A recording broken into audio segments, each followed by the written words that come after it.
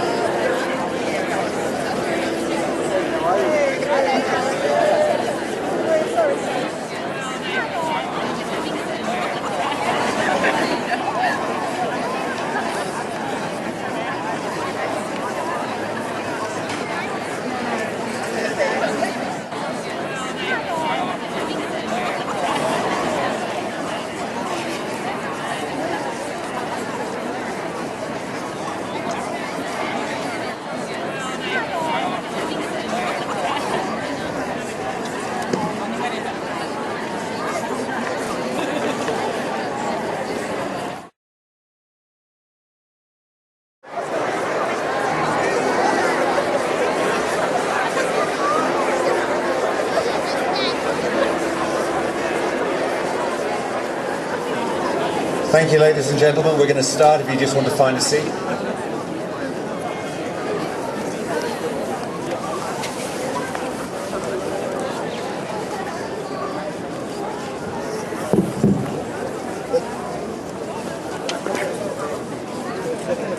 Thank you.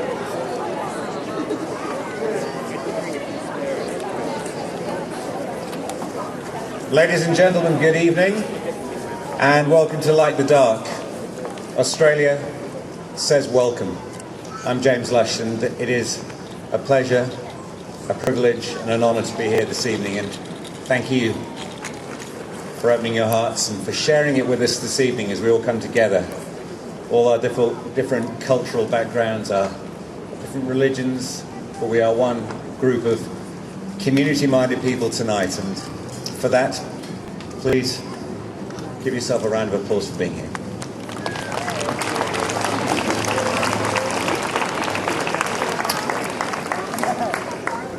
So, before we do anything and before we hear any speeches this evening, I want to formally acknowledge the traditional owners of the land on which we're gathered, the Whadjuk land, and I'd like to pay all our respects to elders past and present.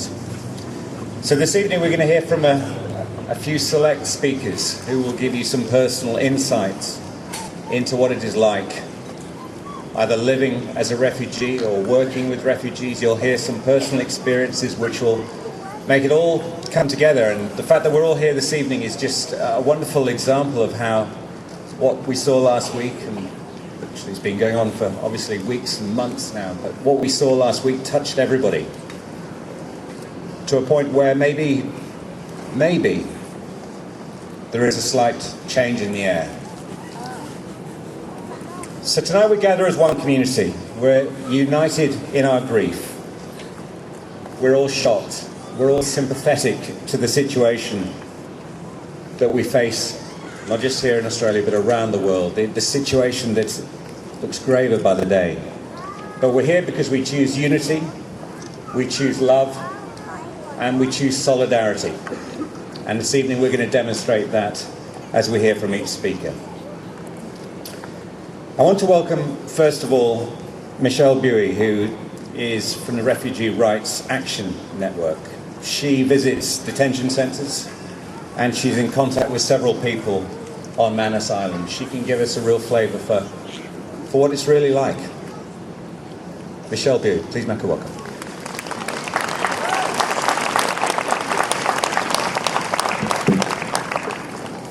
So I would like to begin by reading a letter written by a man who's been interned on Manus Island for over 2 years. This man was a friend of Reza Barati's. He watched in horror as his friend was brutally beaten to death before his eyes. He wrote this letter to baby Aylin from Reza's perspective. It reads, "I wish I would have died in the ocean too.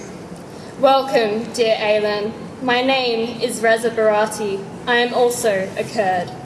Don't be scared, baby. We are not alone. Hamid Kahazai is also here. We were asylum seekers as well, but there is a difference. We survived to shore and then we died, but you couldn't. At least you suffered less. I know that the only things you heard in your life was bombs and guns noises all the time, and your ears were full of these harsh noises. You tried to learn to walk and escape from all this. You learnt walking and tried to flee, but was it our fate or policy? Actually, I don't know. Mr. Dutton has said yesterday it is a lawful policy. Was it lawful for me? Can you put yourself in my shoes, Mr. Minister? Do you see it lawful if you were me? Dear Aylin, I survived in the ocean. I forced to go to Manus and I asked for freedom after 6 months and I got killed. Believe me, drowning in the ocean is far, far better than suffering and dying gradually. It's okay, baby Aylin. It's okay.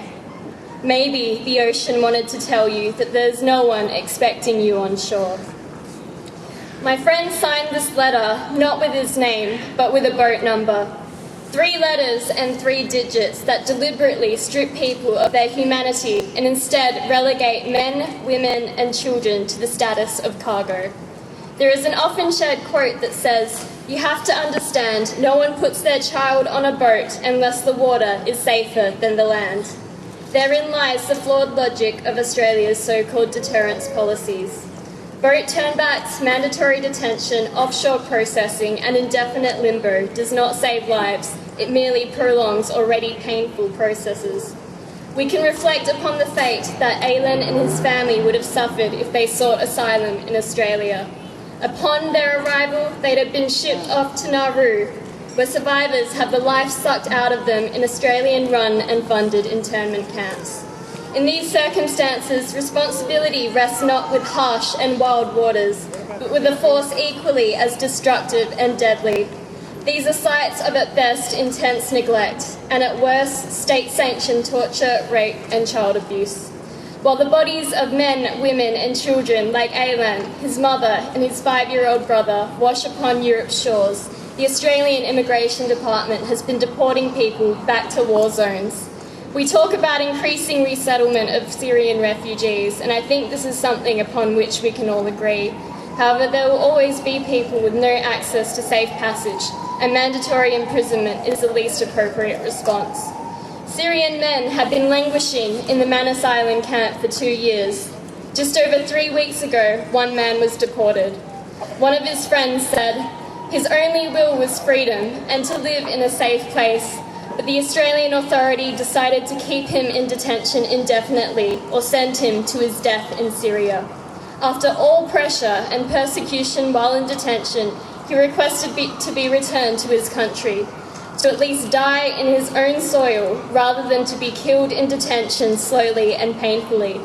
Whilst in the boat in the middle of the ocean, he had cited that I personally do not refuse to die in an ocean that belongs to a country which respects the human rights and freedom. I am honoured to die on such water. He did not know about offshore processing. He did not know about PNG. He did not know that the abuses perpetrated by Australia would ultimately compel him to return to the lands from which he had fled. My friend had said to me, "I swear they'll kill him. I'm coming from that country. I know what I'm talking about. He will die." I've not been able to verify the whereabouts of the man who was deported. Another friend who has been in detention for 2 years after having spent time on Nauru sent me this poem, which reads, "I sit lonely inside the fence. Darkness falls and the stars are shining freely.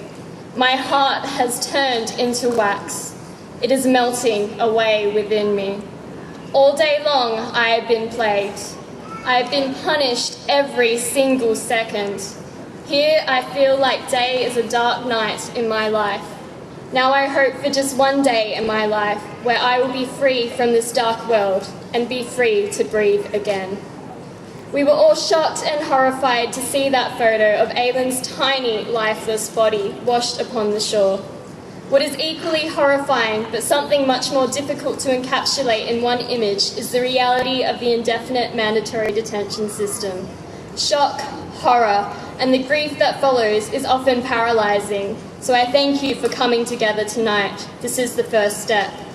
The next is to acknowledge that we cannot welcome refugees without ending the systems which turn people away at our borders.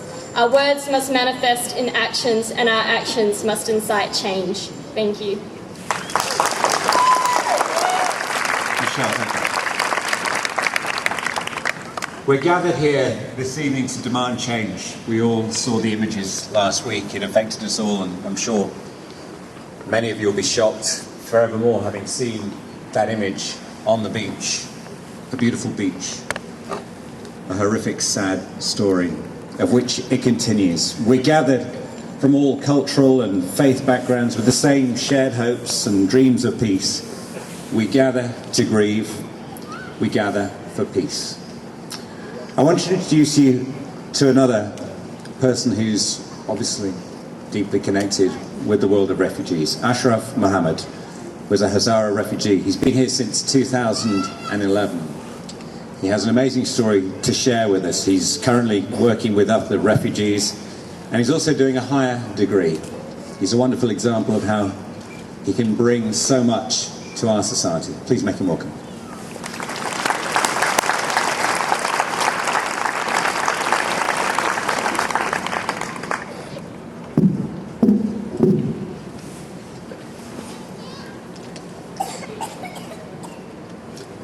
We are here to commemorate the deaths of our fellow human beings who lost their lives because of the man-made crisis.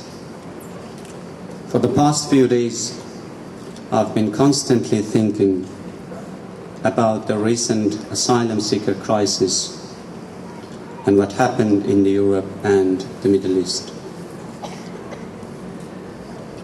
I've been thinking about the graphic image of Aylan Kurdi, the innocent child whose death shook the world. Aylan Kurdi's death clearly illustrates the depth of this human-driven crisis, an indescribable tragedy. An indescribable tragedy that puts the entire world to shame.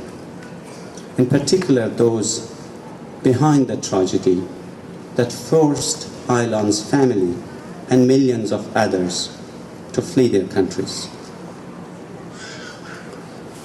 I've also been thinking about the amazing, humane approach that most European countries have taken in welcoming asylum seekers. I've been watching the videos on social media which shows how people welcome asylum seekers. What a fantastic relief for those who have gone through the unspeakable suffering. After watching the videos, it subconsciously made me compare the way asylum seekers are treated in Europe and Australia. It made me think, what if Australia had treated asylum seekers like European countries, perhaps like Germany, for example? What if Australian government had taken a more humane approach towards asylum seekers? All I can say, history will judge this government very badly.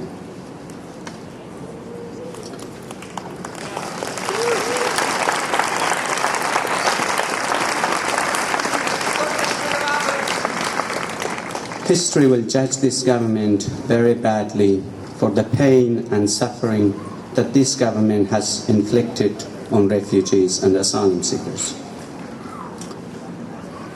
History will judge this government very badly for all its inhumane and cruel policies that torment people every day, every minute, and every second. From the introduction of TPVs, temporary protection visas, to the forcible deportation back to war zone, and now the delay in processing people's application for citizenship. Only 2 days ago, 13 Hazaras who were on their way from Kabul to another city in Afghanistan were killed just because they were Hazaras. That's the main reason that people risk their life and take the dangerous journeys to Australia or Europe.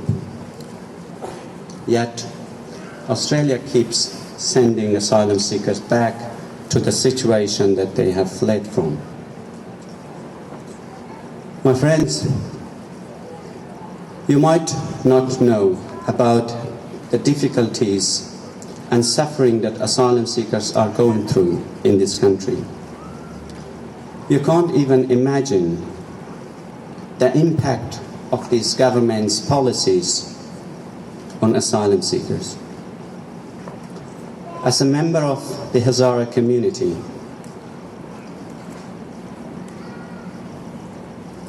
I know what asylum seekers are going through.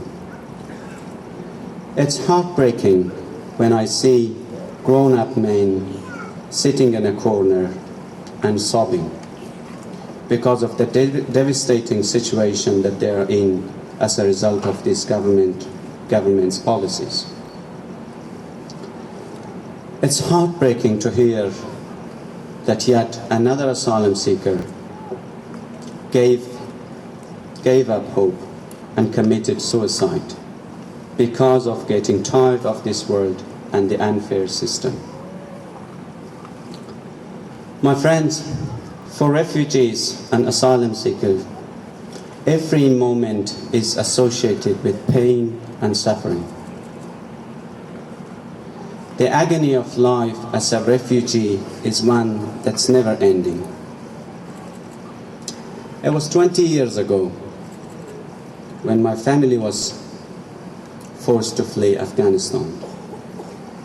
And 20 years on now, I'm standing here in front of you, still haven't settled. I still live away from my family, my wife and my 2 children. 20 years on, I still don't have the basic human right. I don't have the right to bring my family to Australia. This is the same for every asylum seeker in Australia. When watching the video of how asylum seekers are welcomed in Germany, it's of course pleasing, and of course it's the best thing that an asylum seeker needs. But for me, as someone who has gone through the same journey, I wish they were never forced to flee their countries at first place. I can foresee, I can anticipate the exact difficulties that they will be facing. I wish they were never forced to leave their countries. I wish my family was never forced to flee Afghanistan, because if they weren't, I would be with my family now. My friends, I lost a family member, a cousin, the same age as Aylan Kurdi.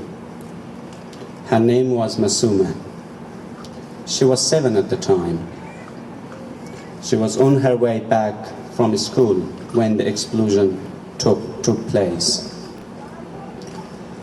Her body was totally burned.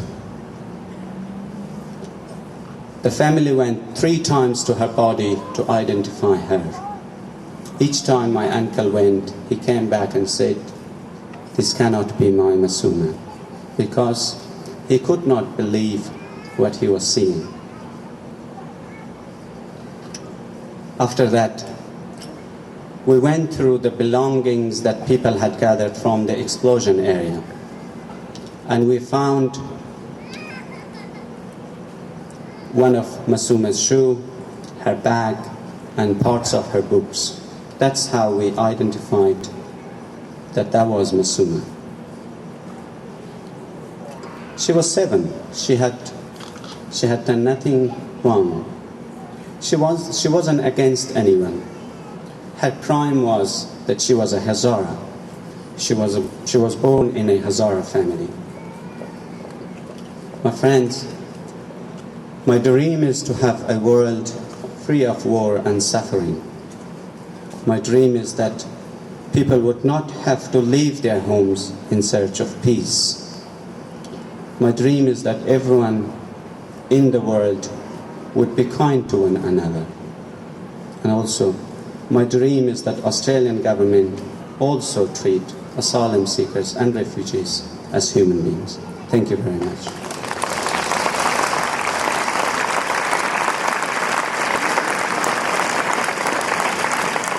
Thank you so much.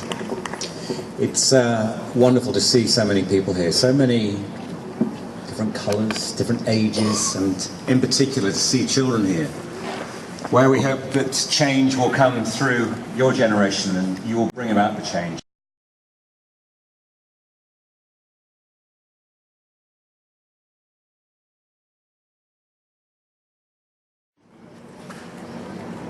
It's an honour and a privilege to be here tonight, but I wish it were not necessary. We light candles tonight to honour millions of people across the world. And we also light candles to remember Reza Barati, Hamid Karzai, and Nassim Najafi, all of whom trusted Australia to open its heart and see what they could give us, and all of whom are dead. Recently I came across the work of the Somali-British poet Warsan Shire, and one of her poems from 2011, the year in which war began in Syria, could have been written today for today. It's a very short poem, and I'm sure many of you know it. Later that night, I held an atlas in my lap, ran my fingers across the whole world, and whispered, "Where does it hurt?" It answered, "Everywhere, everywhere, everywhere." The whole world is hurting, but Syria is in agony. And Syria has been in agony for 4 years. And this last week, Abdullah Kurdi, who lost his wife, Rehan, and 2 sons, Ghalib and Aylan, whose picture we've all been looking at, asked, "Let them be the last to die this way." 250,000 people have died in Syria since 2011.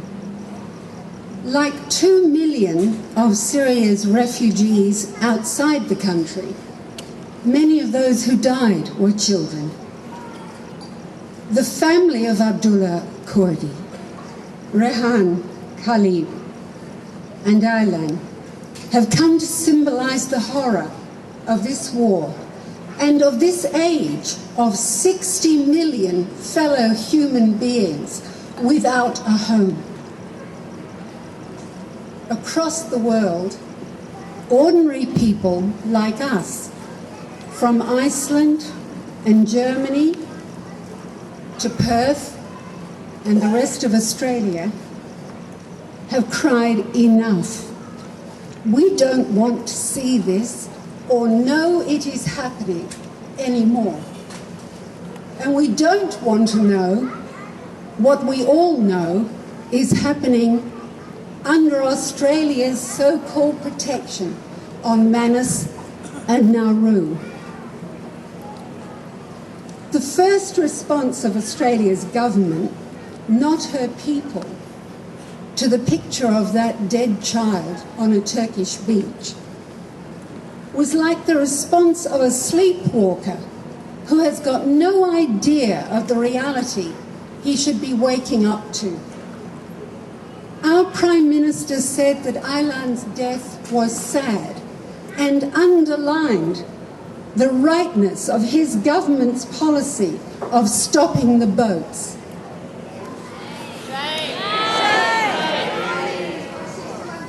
This response, the three-word slogan yet again, intellectually impoverished and almost unspeakably devoid of any humanity, is what we can expect from this government.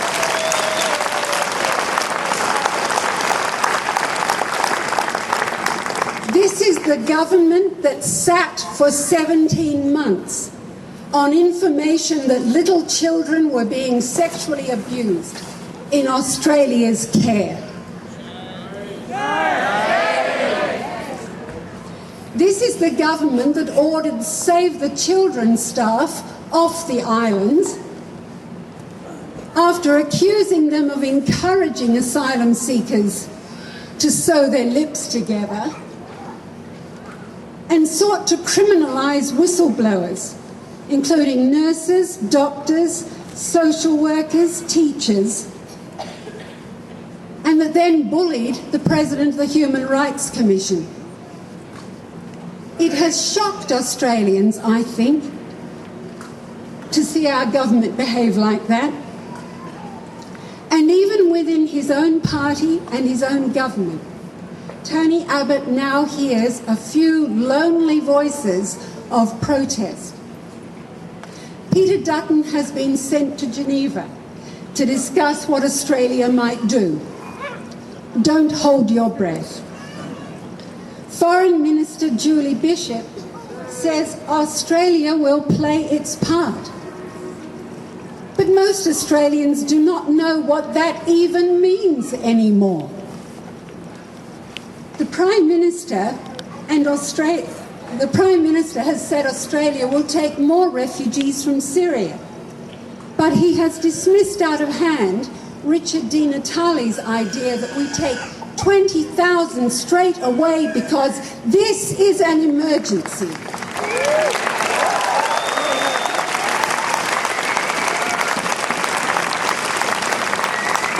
And what really matters here is that last year, when fighting was just as bad, just as many people were being killed, 20,000 Syrians did seek asylum in Australia, and 1,007 were given it.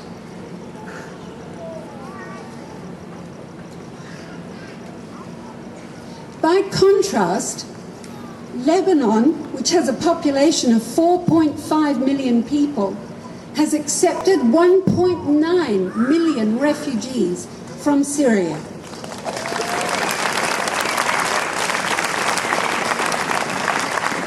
Someone here is a lifter and someone here is a leaner. Germany, with over 80 million people, will take 800,000 refugees this year, of whom 105,000 are from Syria. With complete common sense, the German government has said, if you arrive at its border and you can show you are a citizen of Syria, you are automatically accepted as a refugee.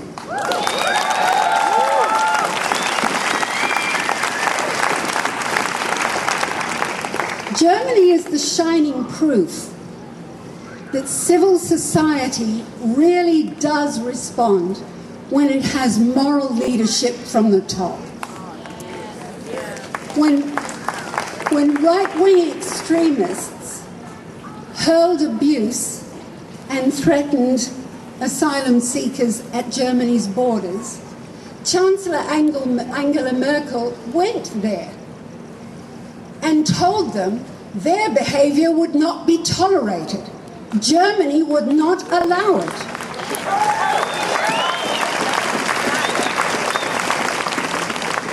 We have different leadership here.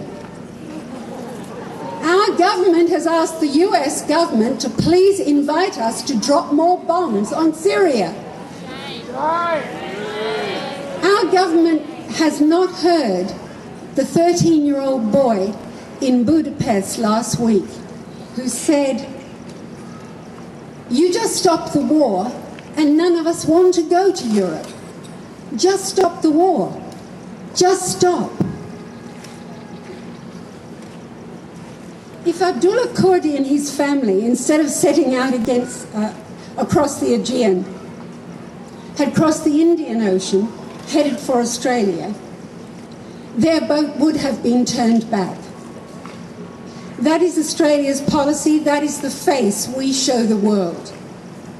I, for one, am tired of feeling so ashamed that this is the face Australia shows the world.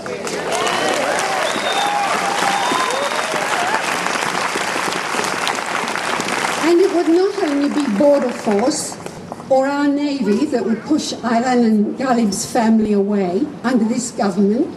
The Shadow Minister for Immigration this week said that he would do the same. Had that boat somehow reached Australia, Aylan and his family would be detained illegally under international law for who knows how long on Manus or Nauru. While Tony Abbott urges the rest of the world to adopt our response to people who have lost everything, people who are just like us, who just want to live their lives in freedom and safety, the New York Times has rightly condemned our government and said its behaviour is unconscionable.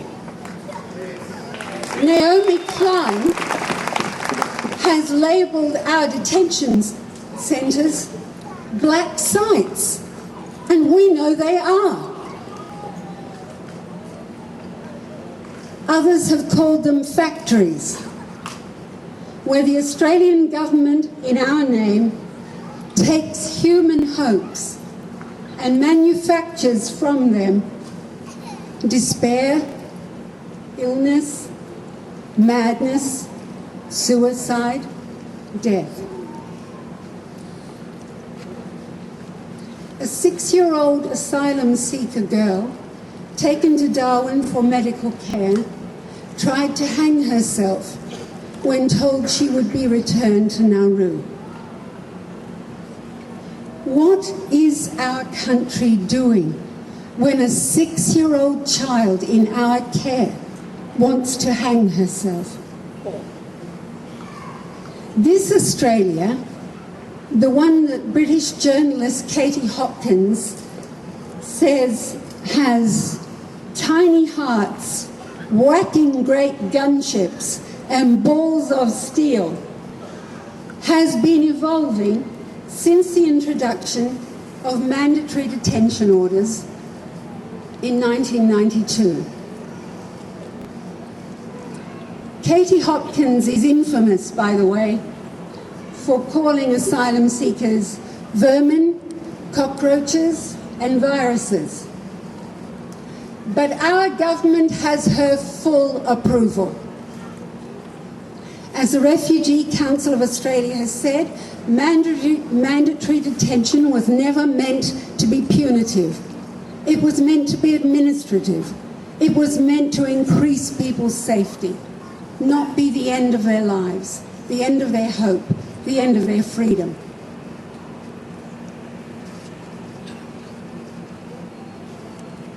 As my friend Ashraf Mohammad said so eloquently on Palm Sunday,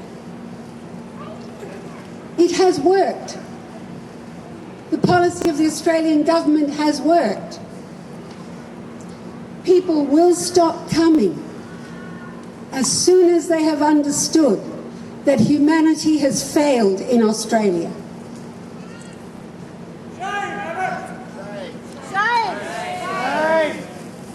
In February 1996, John Howard declared his vision for an Australian nation that feels comfortable and relaxed about its history, its present and its future.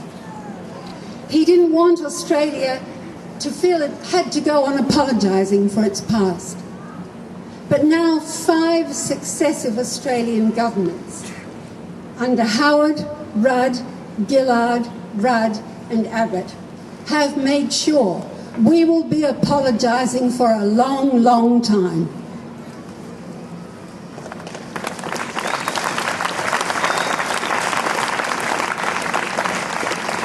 Asylum seekers were demonised in the lead up to the 2001 election, with the children overboard, lie, and they were allowed to perish somehow. We didn't know they were there, with the sinking of the Civ X. These are stains on our international character. They are stains on our moral character. They are stains on our name, and they will not go away quickly. Our Prime Minister Howard went to new heights of arrogance and encouraged the same of us when he said, "We will decide who comes to this country and the circumstances in which they come." Because that's how it's always been in Australia, isn't it? We asked permission before we came here. Kevin Rudd matched him in 2013 when he said, "If you come to Australia by boat, you will never be settled in Australia." Yet this was the Prime Minister who said in 2010 he would not engage in a race to the bottom on the issue of asylum seekers. Well, there has been a descent to what we once thought was the bottom. But we didn't know how low the bottom could go. It has gone lower with every successive government. Novelist L.P. Hartley wrote, "The past is a foreign country. They do things differently there." We were different in the past. Australia was different when we consigned the Restricted Immigration Act and White Australia to the dustbin of history. We were a different country when the Fraser government welcomed 56,000 Vietnamese refugees to Australia.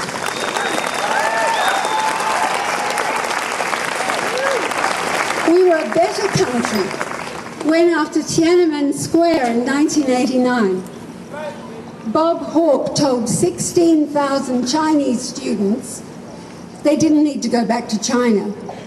And the government then issued 42,000 visas for Chinese nationals who wanted to come here. And haven't we profited from them?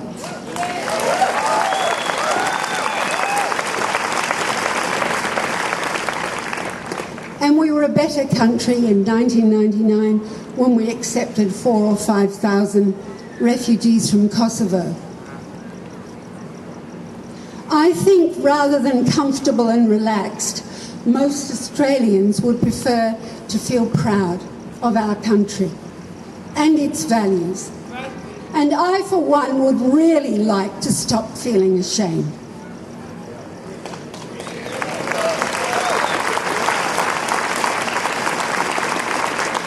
The message we need to take out tonight to everyone we know, everyone we talk to, is that we want that Australia back. We want it back now, for ourselves, our children, our grandchildren, and for the people of the world who have no home.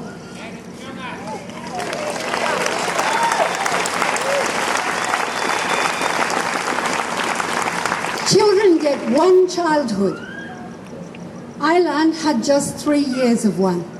His brother Galip had just 5.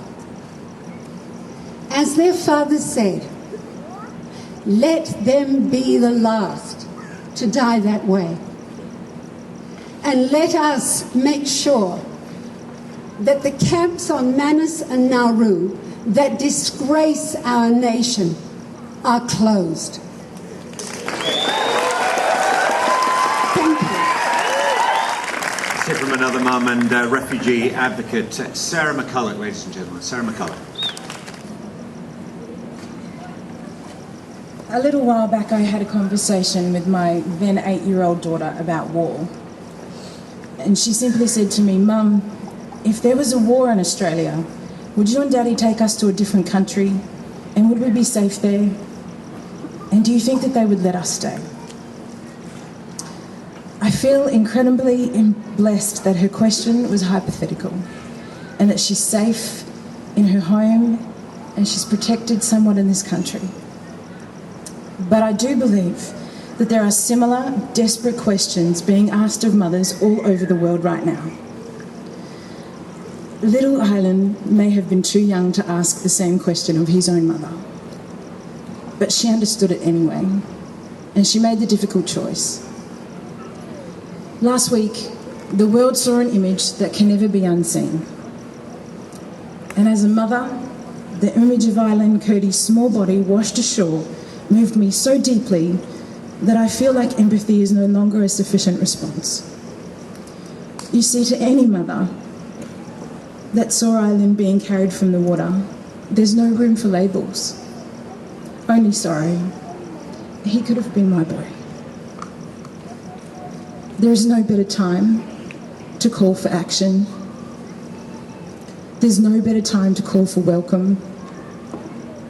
And so here we are this evening, asking ourselves, how can we best serve these courageous men, women and children, and what can we do to help them?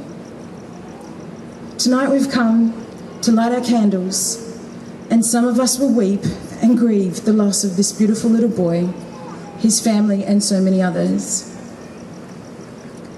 There may be some of us that are struggling to come to grips with how our world can be so broken. But here we are. We stand in solidarity with our brothers and our sisters that walk for miles, pile into trucks, board boats on deep oceans to escape a life that holds no hope for them. But tonight, and together, we can hold on to hope for them. It's a mother's heart to protect her children from harm. And a mother's heart is courageous and her love is fiercely tenacious. Courage is to get onto that boat when you're terrified of the water. Courage is surrounded by fear, but hope lives at its core. As a mother, I hold on to the fierce vision that children who are searching will find welcome somewhere. And to Ilan and all of those who have lost their lives on this earth, searching for a better future. And to my own friends who are trying and seeking to settle. I pray that your souls rest in God's embrace. And I will continue to honour you by holding on to hope. I will continue to honour you by loving with tenacity. And I will continue to honour you by asking our nation to do better. And I will keep saying that you are welcome here. Thank you.